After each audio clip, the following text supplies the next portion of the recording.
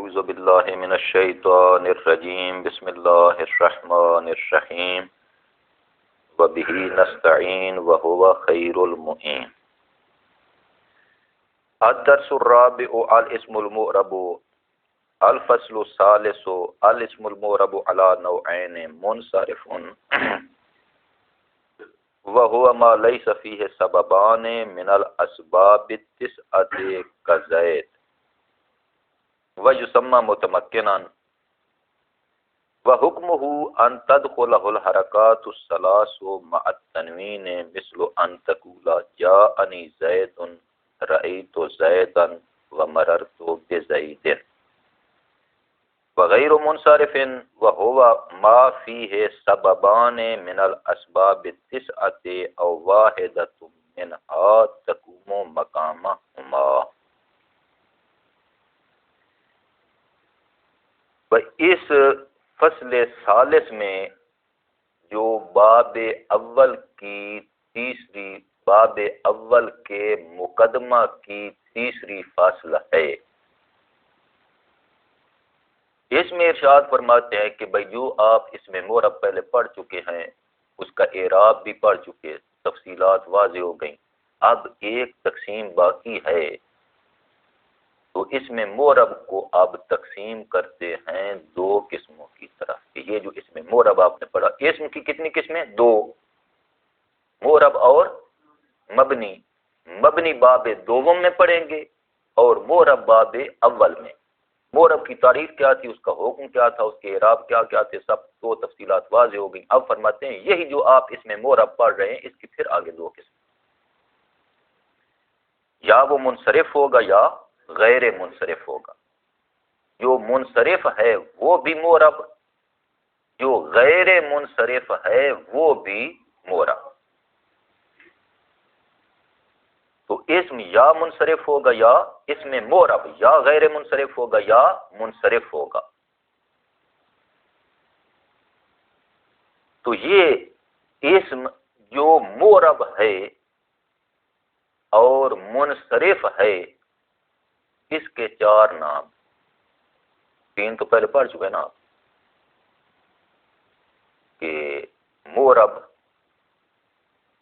متمکن، امکن، اب چوتھا نام کیا ہو گیا؟ منصرف۔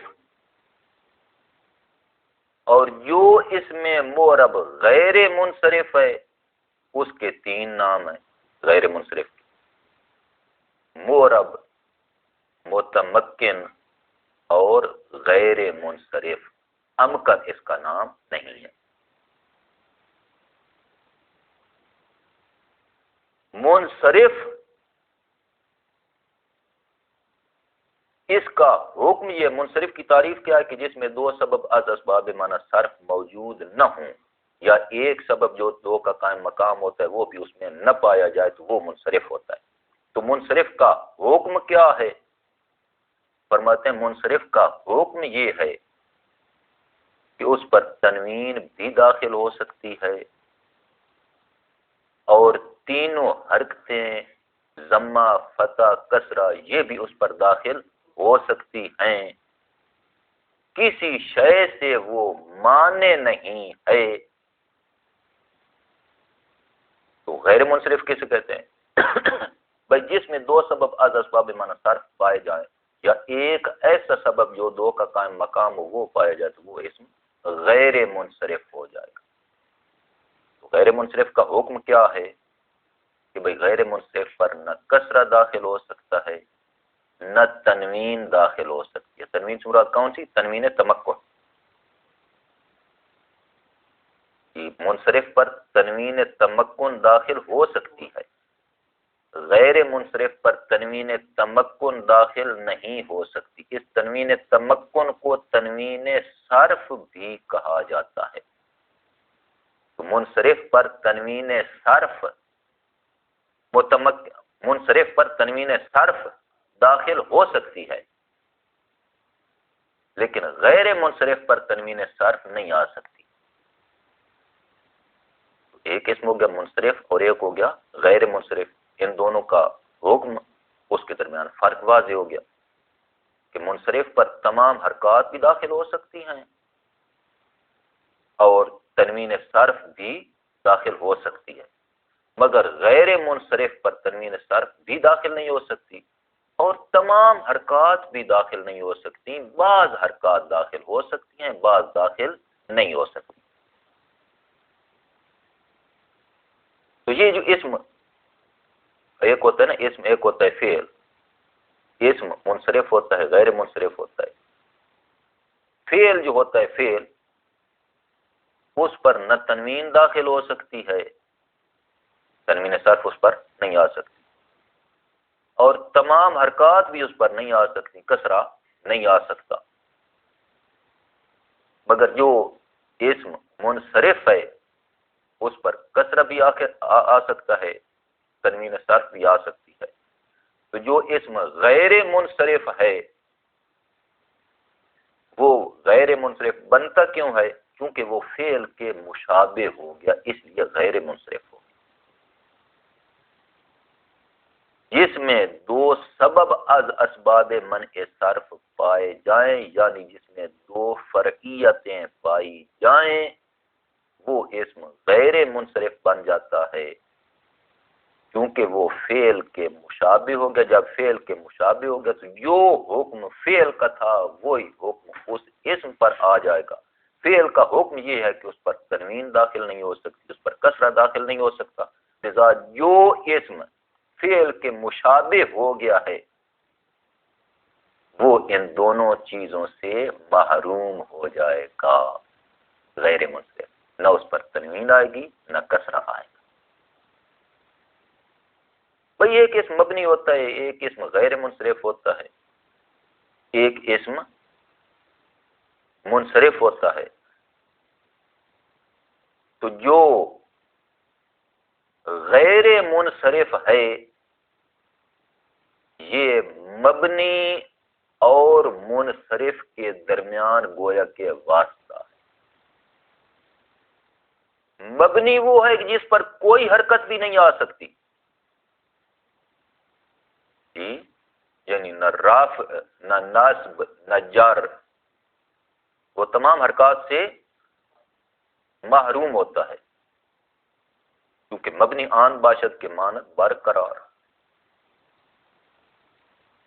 کل حرف مستحق للبناء والاصل فی المبنی ان یسکن، مبنی میں اصل یہ ہے کہ وہ مبنی علی السکون ہو تو کوئی حرکت بھی اس پر نہیں آ سکتی، اصل سکون ہے۔ ہاں حرکت اس پر آئے تو وہ عارضی ہوتی ہے، اصلی نہیں ہوتی، اصل تو اس میں سکون ہوتا ہے۔ مبنی جو اسم مبنی ہے اس پر کوئی حرکت بھی نہیں آ سکتی، جو اسم منصرف ہے اس پر تمام حرکات آ سکتی ہیں۔ مبنی پر تنوین نہیں آ سکتی، منصرف پر تنوین آ سکتی ہے۔ تو جو اسم غیر منصرف ہے یہ درمیان میں ہے، یہ واسطہ ہے، یعنی اس پر حرکات تمام تو نہیں آ سکتی، بعض حرکات اس پر آ سکتی ہیں۔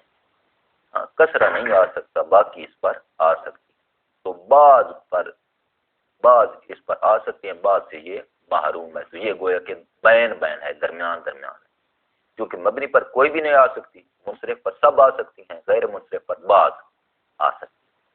ٹھیک ہو گیا؟ ہاں چھوڑیں ان باتوں کو، آگے چلیں بھائی۔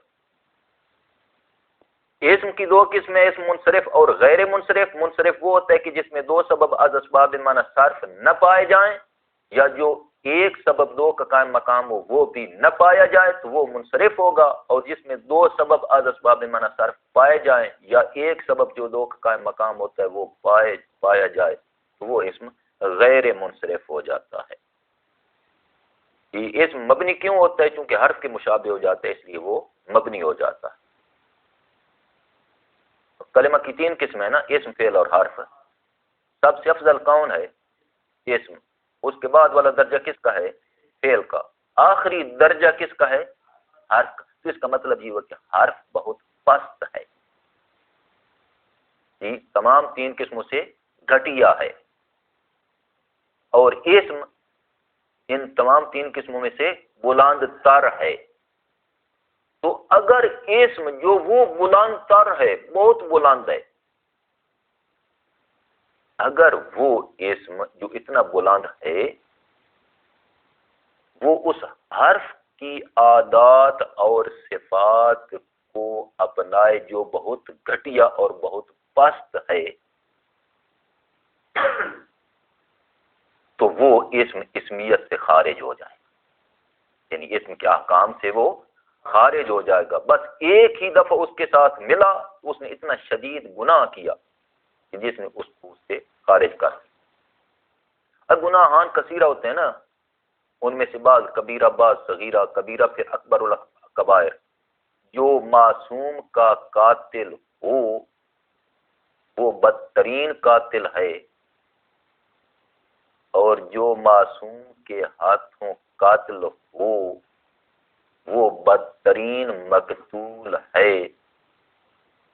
تو جو معصوم کا قاتل ہے وہ بھی جنت میں نہیں جا سکتا، کیوں؟ چونکہ اس کا گناہ شدید ہے۔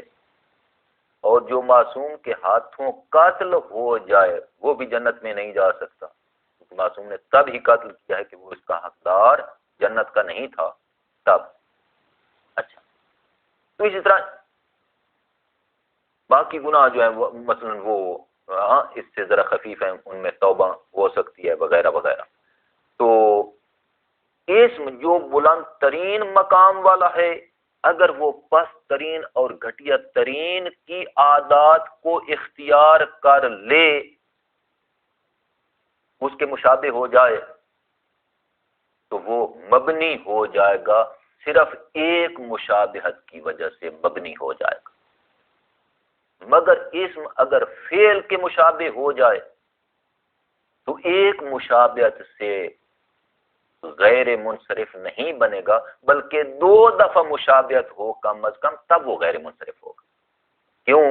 اس لیے کہ اسم اور حرف میں بہت فرق ہے، لیکن اسم اور فعل میں تھوڑا فرق ہے۔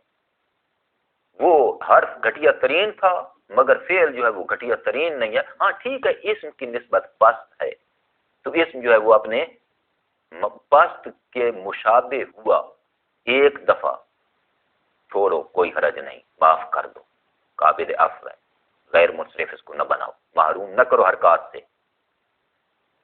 لیکن پھر اس نے اصرار کیا، پھر گناہ کبیرہ بن جائے گا، اور اصرار علی الصغیرہ کبیرہ بن جاتا ہے نا۔ تو 2 بار فعل کے مشابہ ہوا، فرماتے ہیں اب اس کو معاف نہیں کیا جائے گا، اس کو محروم کر دو ان حرکات سے، کثرت سے، تنوین صرف سے، تو یہ غیر منصرف ہو۔ اسم اگر فعل کے مشابہ ہو 2 لحاظ سے تو غیر منصرف بن جائے گا۔ اسم اگر حرف کے مشابہ ہو جائے، اگرچہ ایک لحاظ سے مشابہ ہو جائے، ایک مشابہت بن جائے، تب بھی وہ مبنی ہو جائے گا۔ اچھا، باتیں پھر لمبی ہو رہی ہیں، میں یہ کہنا نہیں چاہتا تھا لیکن پھر ہو گئی بات۔ اب آگے سنیں نا کہ اسباب منع صرف، جس اسم میں 2 سبب از اسباب منع صرف پائے جائیں اس اسم کو غیر منصرف کہا جاتا ہے، یا ان اسباب منع صرف میں سے ایک سبب اس میں پایا جائے جو بہت بھاری بھرکم ہو، 2 کا قائم مقام ہو، تو پھر بھی وہ اسم غیر منصرف ہو جائے گا۔ تو وہ اسباب منع صرف ہیں کتنے؟ فرماتے ہیں وہ 9 اسباب ہیں۔ اسباب منع صرف کتنے ہیں؟ 9۔ کون کون سے ہیں؟ عادل، وصف، تانیث۔ عادل، ایک عادل، البتہ عادل کی پھر 2 قسمیں، عدل تحقیقی ہوتا ہے، عدل تقدیری اور فرضی ہوتا ہے۔ وصف یعنی معنی وصفیت کو اس میں پایا جانا۔ تانیث یعنی مؤنث ہونا جس میں علامات تانیث ہو۔ علامات تانیث کتنی ہیں؟ 4۔ اصل میں دیکھیں تو 2، ویسے دیکھیں تو 4 تک پہنچ جاتی ہیں۔ تا ظاہرہ، تا مقدرہ، 2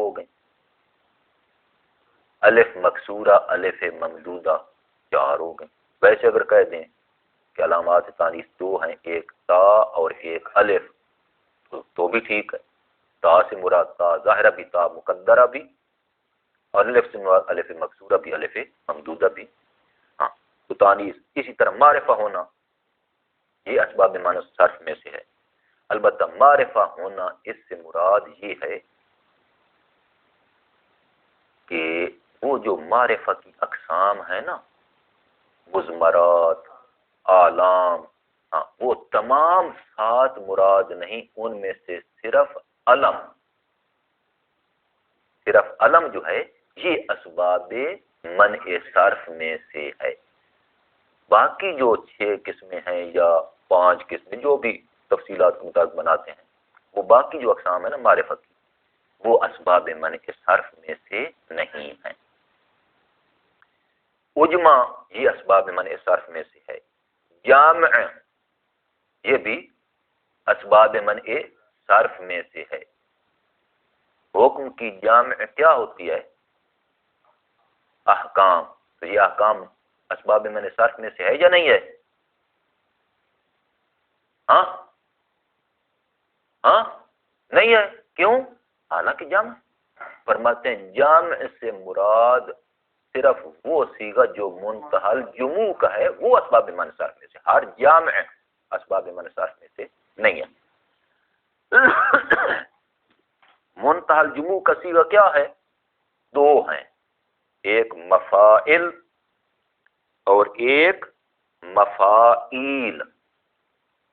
وزن مفاعل بر وزن مثلا مساجد، اور مفاعیل مثلا مصابیح، مصابیحن۔ تو جو ان وزنوں پر آئے، منتہی الجموع کے وزن پر جو جامع آئے، خواہ مذکر کی ہو خواہ مؤنث کی ہو،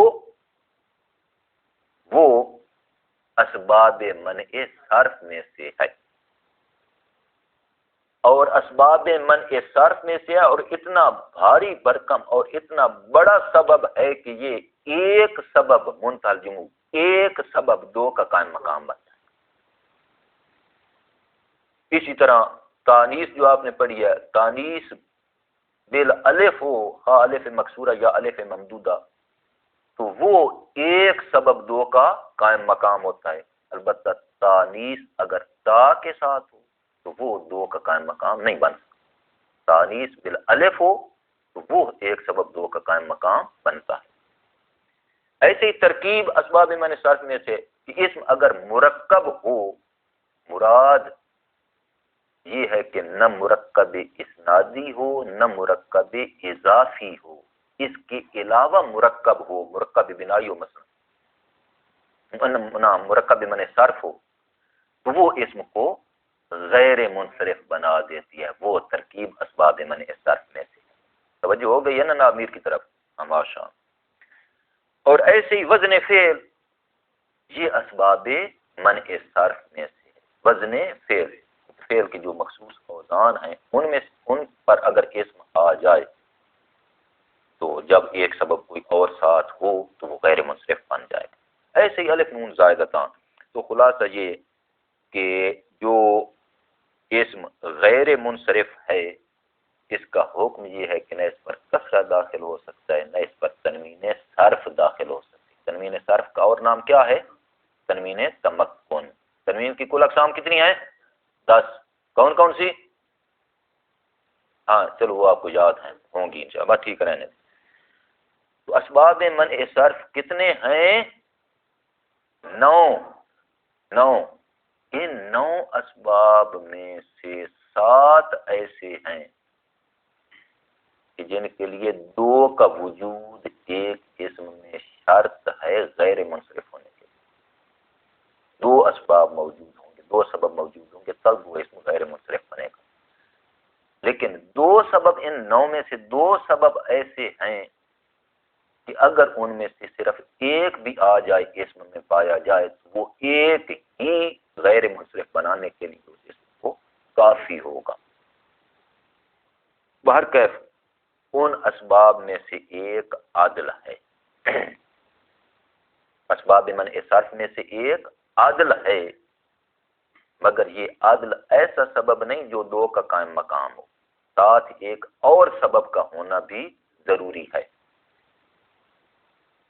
تو یہ عدل پھر اور کس سبب کے ساتھ اس کا اجتماع ہو سکتا ہے؟ کیا عدل باقی تمام 8 اسباب کے ساتھ جامع ہو سکتی ہے؟ فرماتے ہیں نہیں، تمام کے ساتھ جامع نہیں ہو سکتی۔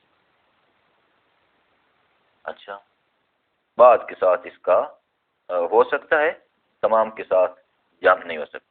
بہرکیف عادل کہتے کسے ہیں؟ عادل کی تعریف کیا ہے؟ فرماتے ہیں عادل کا معنی یہ ہے، اس کی تعریف یہ ہے کہ لفظ کا اپنے اصلی صیغہ سے عدول کرنا، تبدیل ہونا دوسرے صیغہ کی طرف، اس کا نام عدل ہے کہ اس نے عدول کیا ہے اپنے اصلی صیغہ سے اور دوسرے صیغہ کی طرف چلا گیا ہے، لذا یہ عادل ہے۔ اس نے عدول کیا، عدول عادل بمعنی عدول، عادل بمعنی عدالت نہیں، عادل بمعنی عدول۔ اور اس عدل کی 2 قسمیں ہوتی ہیں، ایک عدل تحقیقی ہوتا ہے، ایک عدل تقدیری ہوتا ہے، تقدیری یعنی فرضی۔ عدل تحقیقی کسے کہتے ہیں؟ مثلا یہ کہ ہمیں پتہ چل رہا ہے، ہمیں معلوم ہے کہ یہ لفظ کہاں سے آیا ہے عدول کر کے، یہ عدل تحقیقی ہے۔ لیکن اگر ہمیں پتہ نہ چلے کہ یہ کہاں سے عدول کر کے آیا ہے تو یہ عدل تقدیری ہے، فرضی ہے۔ پھر ہم فرض کریں گے کہ فرض کر رہے ہیں کہ اس نے عدول کیا ہے۔ مثلا عمر، اس میں عدل تقدیری ہے، کیوں؟ کیونکہ ہمیں نہیں پتہ کہ اس نے کہاں سے عدول، یہ کہاں سے آیا ہمیں نہیں پتہ، جی ہمیں نہیں پتہ، بس آ گئے تو ہم فرض کرتے ہیں کہ یہ عامر سے آیا ہے، اس نے عامر سے عدول کیا ہے اور عمر بنا۔ لیکن عدل تحقیقی کیا ہوتا ہے کہ جس کا ہمیں پتہ ہو کہ یہ کہاں سے آیا ہے، تو وہ عدل تحقیقی ہے۔ مثلا ثلاثہ مثلثہ، ہمیں پتہ ہے کہ یہ ثلاثتن ثلاثتن سے عدول کر کے آیا ہے، تو یہ عدل تحقیقی ہے۔ یا یوں کہہ لیں عدل تحقیقی اسے کہتے ہیں کہ جس کو غیر منصرف پڑھنا، اس عدل کے علاوہ کوئی اور دلیل اس پر دلالت کرے، اس کے غیر منصرف پڑھنے پر کوئی اور دلیل بھی دلالت کرے تو وہ عدل تحقیقی ہوگا۔ لیکن اگر عدل کے علاوہ کوئی اور دلیل اس کے غیر منصرف پر دلالت نہ کرے تو وہ عدل فرضی اور تقدیری ہوگا۔ جس طرح کہ عمر میں عدل فرضی ہے، تقدیری ہے، حقیقی نہیں ہے۔ اچھا، تو یہ جو عدل ہے، عدل یہ علمیت کے ساتھ جمع ہو سکتا ہے، معرفہ کے ساتھ جمع ہو سکتا ہے۔ یعنی یہ ہو سکتا ہے کہ ایک کلمہ، ایک اسم، اس میں عدل بھی ہو، علم بھی ہو، یہ ہو سکتا ہے۔ مثلا عمر، اس میں عدل بھی ہے کیونکہ اس نے عامر سے عدول کیا، اگرچہ عدل فرضی ہے لیکن ہے تو صحیح۔ اسی طرح ظفر، اس میں عدل بھی ہے کہ اس نے ظافر سے، فرض کر رہے ہیں کہ ظافر سے اس نے عدول کیا، تو عدل تقدیری اور ساتھ علم، یہ 2 بندوں کے نام ہیں۔ اور ایسے ہی وصف کے ساتھ بھی جمع ہو سکتا ہے۔ عادل جو ہے نا، عادل یہ صفت کے ساتھ، وصف کے ساتھ بھی جمع ہو سکتا ہے۔ مثلا ثلاثہ مثلثہ، جی ثلاثو مثلثو اوخرو یومئو، تو ان میں ایک عدل ہے اور ایک وصف ہے، ٹھیک ہے۔ لیکن کیا عدل وزن فعل کے ساتھ بھی جامع ہو سکتا ہے؟ نہیں۔ کیا عدل الف نون زائدہ تان کے ساتھ جامع ہو سکتا ہے؟ نہیں۔ کیا عدل ترکیب کے ساتھ جامع ہو سکتا ہے؟ نہیں۔ عدل کس کے ساتھ جامع ہو سکتا ہے؟ تعریف اور وصفیت کے ساتھ، علم اور وصف کے ساتھ اس کا اجتماع ہو سکتا ہے۔ باقی جو اسباب معنی صرف ہیں ضروری نہیں کہ سب کے ساتھ اس کا اجتماع ہو۔ ہاں دیکھیں نا ترجمہ، اب وقت کم ہے۔ الدرس الرابع الاسم المعرب، چوتھا درس اسم معرب۔ الفصل الثالث، تیسری فصل، تو یہ باب اول کے مقدمہ کی تیسری فصل۔ الاسم المعرب علی نوعین، اسم معرب دو قسموں پر ہے۔ منصرف وہو ما لیس فیہ سببان من الاسباب التسعۃ کا زید۔ منصرف اسے کہتے ہیں کہ جس میں اسباب تسعہ میں سے دو سبب نہ پائے جائیں، مثلا زید، یہ منصرف ہے، اس میں اسباب میں سے دو سبب نہیں ہیں۔ ایک تو ہے نا، ہاں، اور ایک سبب تو ہے نا اس میں، ہاں ہاں علم ہے، مگر دوسرا سبب نہیں۔ جب تک دو نہیں ہوں گے اس وقت تک یہ غیر منصرف نہیں بن سکتا۔ وَيُسَمَّى متمکنا، اور اس اسم معرب کو متمکن بھی کہتے ہیں، ساتھ کہہ دیں کہ امکن بھی کہتے ہیں۔ منصرف بھی اس کا نام ہو گیا، معرب بھی اس کا نام ہو گیا، چار بن گئے۔ وحکمہ، اور اس میں منصرف کا حکم یہ ہے کہ ان تدخلہ الحرکات الثلاث مع التنوین، اس پر تینوں حرکتیں داخل ہو سکتی ہیں، ساتھ تنوین، تنوین تمکن، تنوین صرف، وہ بھی اس پر داخل ہو سکتی ہے۔ مثلا ان تقول، مثلا آپ یوں کہیں جاءنی زید رأیت زیدا مررت بزید، بغیر منصرف۔ اور اس میں معرب کی دوسری قسم غیر منصرف ہے، وہ ما فیہ سببان من الاسباب التسعۃ، جس میں اسباب تسعہ میں سے دو سبب پائے جائیں، اور واحدۃ منہا، یا ان نو اسباب میں سے ایک سبب پایا جائے۔ کیسا ایک؟ تقوم مقامہما، کہ جو ایک دو کا قائم مقام ہو، ایسا سبب ہو تو پھر وہ غیر منصرف۔ والاسباب التسعۃ ہی العدل، وہ نو اسباب کون کون سے ہیں؟ فرماتے ہیں وہ اسباب تسعہ وہ عدل ہے، وصف ہے، تانیث ہے، معرفہ ہے، اجمع ہے، جامع ہے، ترکیب ہے، وزن فعل ہے، الف نون زائدہ تان ہے۔ وہ حکم ہو، اس غیر منصرف کا حکم یہ ہے کہ اللہ تدخلہ الکسرۃ والتنوین، اس پر نہ کسرہ داخل ہوتا ہے نہ تنوین۔ کیوں؟ کیونکہ یہ فعل کے مشابہ ہے، تو جس طرح فعل پر نہ کسرہ داخل ہوتا ہے نہ تنوین، غیر منصرف پر نہ کسرہ داخل ہوگا نہ تنوین۔ وَيَكُونُ فِي مَوْضِعِ الْجَرِّ مَفْتُوحًا، اور یہ موضع جر میں، جری حالت میں، یہ جری جگہ میں یہ مفتوح ہوتا ہے، کما مرہ، جیسا کہ آپ پہلے غیر منصرف کا اعراب پڑھ چکے ہیں کہ مررت بِأَحْمَدَ، وہاں پڑھا کہ جری حالت فتح کے ساتھ ہوتی ہے، جری حالت میں یہ مفتوح ہوتا ہے، کسرہ اس پر داخل نہیں ہو سکتا۔ اما العدل فهو تغییر اللفظ من صیغته الاصلیۃ الى صیغۃ اخرى، بہرحال عدل کیا ہے؟ لفظ کا تغییر کرنا، تبدیل ہونا ایک صیغہ سے دوسرے صیغہ کی طرف، ایک صیغہ سے دوسرے صیغہ میں تبدیل ہونا، یا لفظ کا ایک صیغہ سے دوسرے صیغہ کی طرف عدول کرنا، اس کا نام عدل ہے۔ وہو علی قسمین، اور اس عدل کی دو قسمیں، تحقیقاً و تقدیراً، ایک عدل تحقیقی ہوتا ہے اور ایک عدل تقدیری ہوتا ہے۔ تحقیقی یعنی حقیقی، تقدیری یعنی فرضی۔ فلا یجتمع، عدل تحقیقی تو واضح ہے نا، اور تقدیری بھی، ہاں تحقیقی وہ ہوتا ہے کہ جس کے غیر منصرف پڑے جانے پر کوئی اور دلیل بھی ہو، عدل کے علاوہ اور بھی کوئی دلیل ہو، وہ تحقیقی ہوگا، اور جس کے غیر منصرف پڑے جانے پر عدل کے علاوہ کوئی اور دلیل نہ ہو تو وہ عدل فرضی ہوگا، تقدیری ہوگا۔ فلا یجتمع مع وزن الفعل اصلا، وزن فعل کے ساتھ یہ بالکل جامع نہیں ہو سکتا. ویجتمع مع العلمیت، علمیت کے ساتھ یہ جامع ہو سکتا ہے، معرفہ کے ساتھ جامع ہو سکتا ہے، مثلا عمر اور ظفر. ویجتمع مع الوصف، وصف کے ساتھ یہ جمع ہو سکتا ہے، مثلا ثلاث و مثلث و اوخر و یومہ.